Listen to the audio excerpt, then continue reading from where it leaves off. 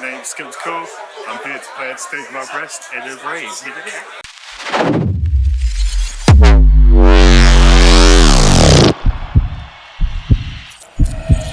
Sticky the iffy Miyaki, that woman the marijuana.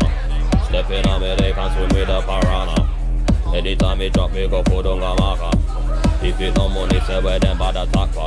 Them a try to hold up a bank with a banana. Yeah, we pretty whole thing panorama. Holy pa contact to the baby one no drama. To the baby one no drama.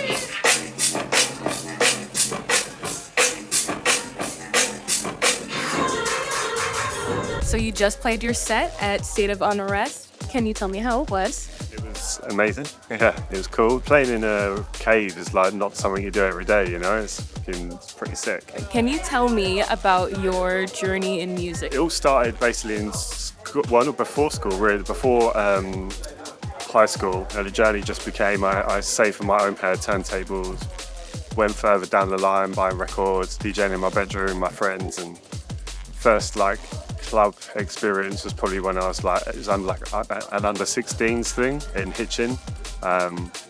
Yeah, that was kind of where it all took off, and then wanted to like sort of produce music and to better myself, you know, and then yeah, kind of here I am now, do you know what I mean? That was in 2007-ish, and then first release was like 2009. So let's talk about your label. Just before lockdown, had him, and then needed something to do because obviously there wasn't many shows, and it was like I need to find something to do. So I ended up learning graphic design, designing my own logo, and then doing my own sleeves.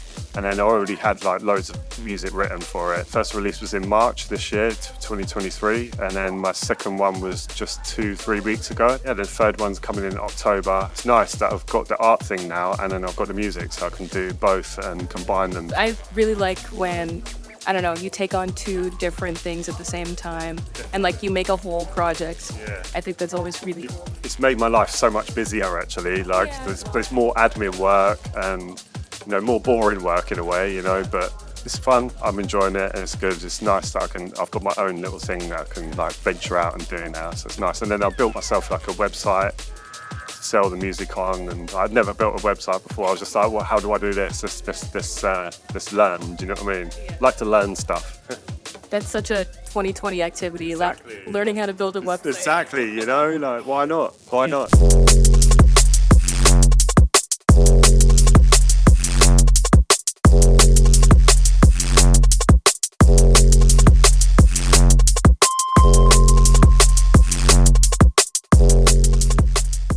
Your sound is quite distinct, I'd say. Can you talk about your like creative process and how you get there? Like an average day, I guess, would be like wake up, have some breakfast, chill out for a bit, and then spend some time with my wife and my son.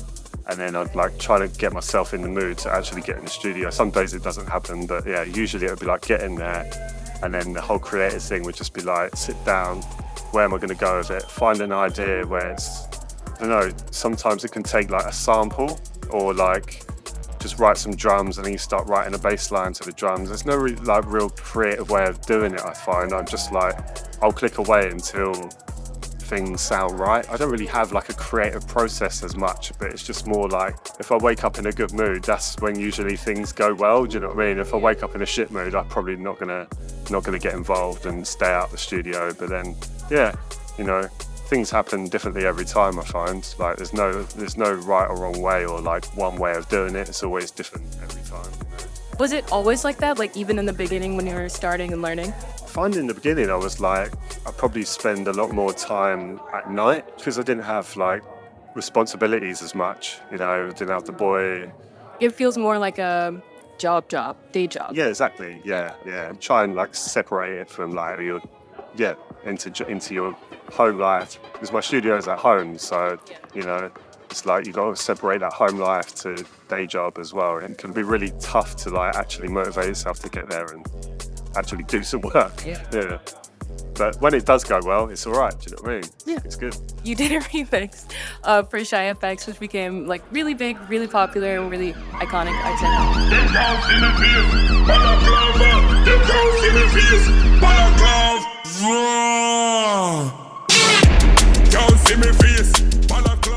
So what's that like? Pretty mad, actually. Yeah. So it came about. James Breakage rang me. He works with Shy quite a lot, and he rang me up. He was like, "How would you like to do a remix for Shy? He's got like a album project. He wants to remix all the tunes." And it's like, "Yeah, definitely, man." I went up for that, and then did the track, and I was like, 100%. You know, it's got DDoubleE and Frisco on there, and MC Spyda, and it was sick, man. I was just like. It was actually through lockdown again. I remember having a conversation with Shy, talking about kids and that. It just got stuck in, and the tune come out. Like, you know, when things just work in the studio, sometimes they work really easy. That was the tune, it just worked really easy. I sent it over to him, and yeah, he was like totally into it. We're here at State of Unrest. Can you tell me about the venue a bit, or what the atmosphere is like? Mate, the venue's wicked, man. It's rave in a cave. Like, when do you play a rave in a cave? Not often, you know. It's my first time in a rave in a cave, or playing in a cave. It was cool, man. When went to that one, it was just vibes. And then when I got this booking through, I was like, yeah, 100%. Sound system sounds good. Yeah, good experience. Packed in a cave sounds spooky in the correct way. I thought that the sound would be rebounding off the walls and stuff, but it doesn't. It just sounds nice and warm, you know? It's, cave-like. Can you give any advice for someone trying to, I guess, make it in the scene? Be original. That's the main one. If you're gonna release music, like, try and be original. Like, make your own stuff. Like, don't copy people. Well, you can, like, at the start, you can copy people, learn the way of doing things, but don't, like, go all out and out copying people. Be happy with what you're sending out, and yeah, just enjoy it, man. Like, if you're young, you know, don't stress, because the music can take time. It's like the journey is a slow journey, you know. I'm curious, do you think it's harder now, or I guess different? It's probably harder because there's so many people doing it. So that makes the market a bit oversaturated. Tools are so accessible now, and you can just download something and you've got a synth there. You've got like a synth that replicates a outboard synth. You know, there's so many good tools out there that can, and lots of tutorials as well. But so it's not hard as in the sense of like learning that way, but it could be harder to kind of break through and make it, I guess, yeah. Cool, that was it. That's it. Okay, well, thank you very much. Yeah, thank you for sitting down with us. Yeah, big up Gunfingers. Yeah.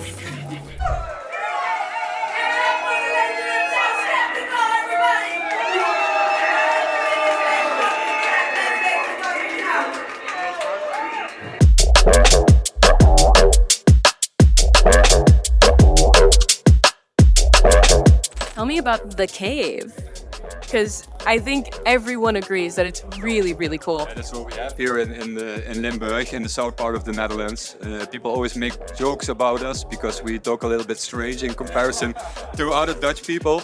But still, all the Dutch people come here on a holiday because we have something that they don't have, hills. And the hills bring the caves, of course. That's why we came in contact with this location. It's actually a wedding location, and people they have meetings here, so more business-wise. So we came here, Jorik went exploring, and cave exploring, exactly.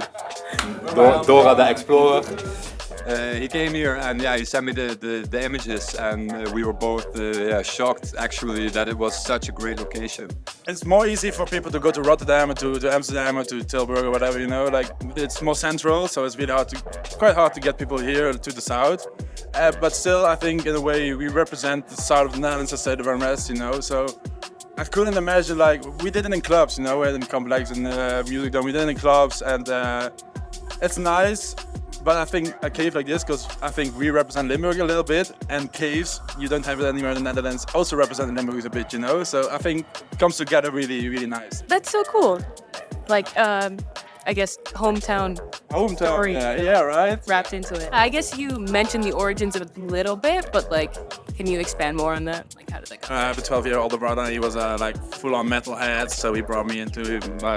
He told me you have to listen to this, and like I grew into it, you know, from childhood. And then I was living in Maastricht, and all my friends said you should do a party. And then I thought, yeah, maybe I should, you know. And I was started working at a club. Was only the techno parties and stuff. I thought, well, this is not my scene, and this is also not my type of party I want to do. As so not generic, but like monotone, you know, like everything, and when it goes to the same party, I thought, no, it has to be something different, you know, something underground.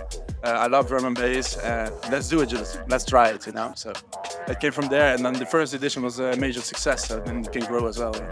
Can you tell me what are your feelings about the scene in the Netherlands and also in Europe? Is it growing? Is it expanding? Like, what genres are people going to? What artists are coming up?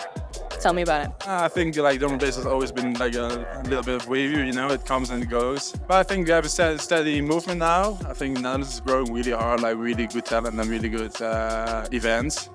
Of course, you have Prague and Bristol and UK. It was always there, and it came from there. It will always be there, I guess. You know, but it comes in waves. Tell me what's cool. Like, who's coming up and who do you like? For mixing, vinyl, and CDJs, this is the Neo.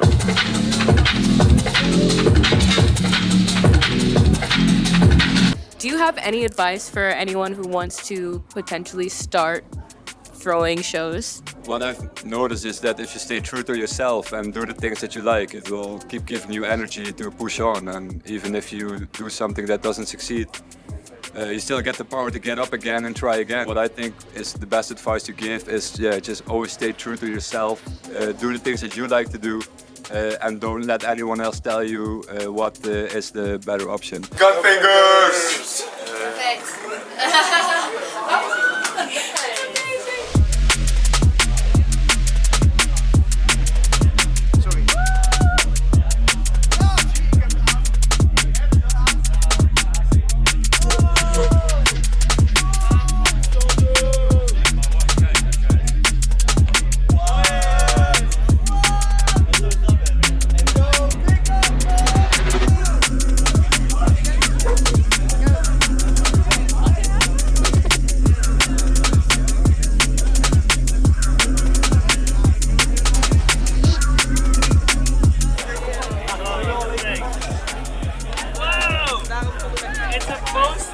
Gunfingers!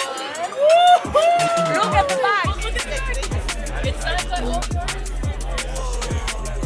yeah! Signatures! Pimple, please! Watch out! It's dark! Nice! I like it! Is there more? Stickers! Whoa! Gunfingers! Gunfingers! High tea! Gunfingers! Woo! Yes! No, there's more. There's more. I made the back. There's more! More bubbles! Woo-hoo-hoo! Yeah! Thank you very much. No?